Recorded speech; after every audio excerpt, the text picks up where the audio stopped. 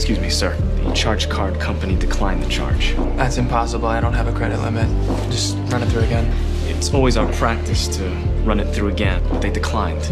I asked my girlfriend to help pay my bills, but she immediately played the victim and walked away. The moment we left the restaurant, I started calling my friends, asking them to pay back the money they owed me. Not a single one of them was willing to help. I even went to my mother's house and asked to borrow some money. She refused me too. That was the first time I truly felt how cold people could be. What nobody knew was that I had made a bet with my late grandfather. If I won, I would inherit a fortune worth billions. But to claim it, I had to complete the 3 challenges he left behind. The first challenge was simple on paper: make 1 real friend. At first I thought it would be easy. But the moment the challenge began, my mansion and luxury cars were taken away. No one was willing to take me in. With nowhere else to go, I wandered the streets and slept in parks. Even when I lay down on a bench, homeless people would come over and try to take my spot. To settle it, we decided to flip a coin. The problem was, neither of us had one. I have a quarter.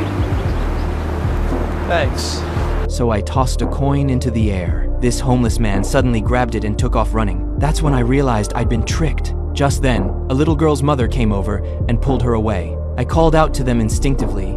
I'll make a deal with you. I need a friend, but only for a little while, and in return, I don't know, I'll take you both to Disney World. But her mother looked at me like I was some kind of creep and dragged her daughter off. That night, I saw my ex-girlfriend, the same woman who once swore she loved me, flirting with another man. I felt sick to my stomach. Turns out, she never loved me at all. She only loved my money. The next day, while I was half asleep on a park bench, I spotted that same homeless man harassing the mother and daughter. I immediately chased him away. Afterward, they invited me to share some sandwiches with them. I told them about the bed my grandfather and I used to build together when I was younger. Emily smiled and agreed to be my friend. Later, I brought them to meet my grandfather's lawyer. So you're Jason's friend?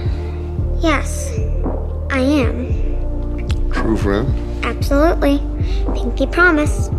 Emily spoke honestly, and the lawyer believed every word she said. Just like that, I completed the first challenge, but I broke the promise I made to Emily. I turned around and walked away, leaving her heartbroken.